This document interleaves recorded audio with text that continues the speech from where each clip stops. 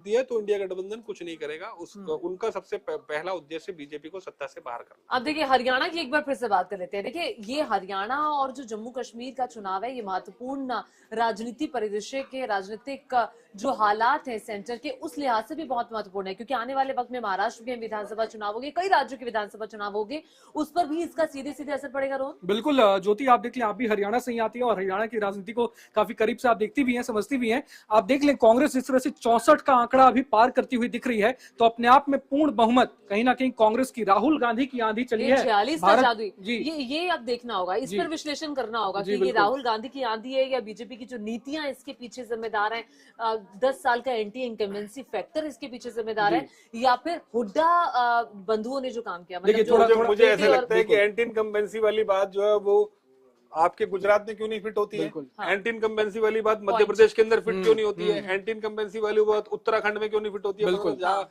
लंबे समय तक बीजेपी लोकसभा में भी सारी सीटें समेट लेती है और विधानसभा में सारी सीटें समेट लेती है। कांग्रेस पार्टी के खाते में आप जाते हुए देख रहे हैं 63 सीटें। आप ये मान के चले, इसके पीछे आप क्या वजह मानना है? हरियाणा का चुनाव जो था वो मुद्दों का चुनाव था। हरियाणा के बिल्कुल जनता ने ये चुनाव लड़ा।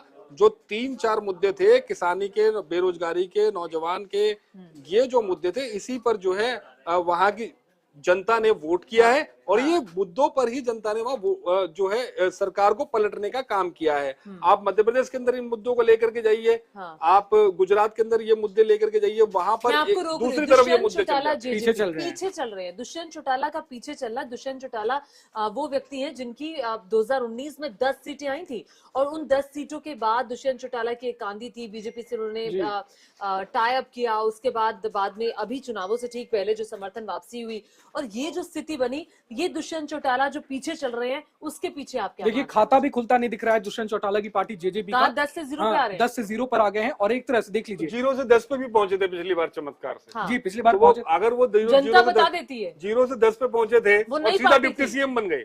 लेकिन नवीन इस बार बीजेपी की स्ट्रैटेजी का शिकार हो गए हैं जेजेपी। ऐसा लगता है मुझे कहीं ना कहीं बीजेपी ने जो स्ट्रैटेजी के तहत जेजेपी से, सॉरी टू से, बीजेपी ने कोई स्ट्रैटेजी नहीं बनाई हरियाणा के लिए। बीजेपी ने कोई स्ट्रैटेजी नहीं बनाई। बीजेपी ने ये गेम जो है सीधी छोड़ दी है जनता के हाथ में।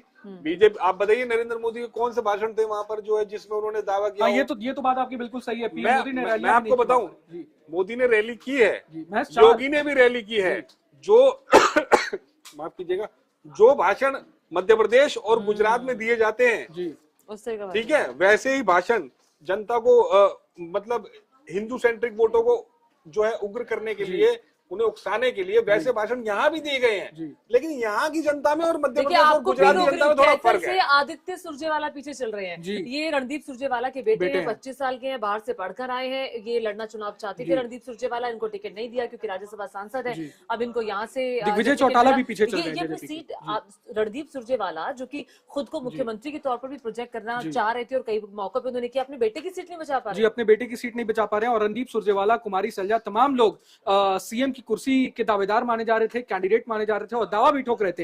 लेकिन अपने आप में सबसे बड़ी बात ज्योति ये हो जाती है कि भूपेंद्र, यहाँ हरियाणा की बात करते हैं, राहुल गांधी का करिश्मा देखने को मिला है और भूपेंद्र हुड्डा बेटे और बाप की जोड़ी, जिस तरह से उन्होंने काम किया है हरियाणा में, चाहे क्रेडिट लेने की कोशिश कोई भी कर ले, चाहे रणदीप सुरजेवाला कर ले या कुमारी सैलजा कर ले, मेहनत जिसने की है क्रेडिट उन्हीं को मिलेगा।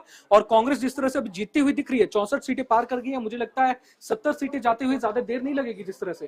तो क्रेडिट लेने की जो कोशिश की जा रही है, सीएम की कुर्सी पर जो दावा ठोका जा रहा है, ये बिल्कुल एक तरह से गलत है। और आदित्य सुरजेवाला जिस तरह से पीछे चलते दिख रहे हैं, अपने आप में संकेत मिलता है। आदित्य सुरजेवाला का पीछे चलना रणदीप सुरजेवाला के लिए क्या संकेत जा रहा है? उनके पिताजी भी चुनाव में हार गए थे वहां से, तो कोई बड़ी बात नहीं यार, क्योंकि गढ़ है ये जी। सुरजेवाला जो है उन्हें जमीनी नेता नहीं माना जाता है, वो एक रणनीतिकार हो सकते हैं, वो गांधी परिवार के करीबी हो सकते हैं।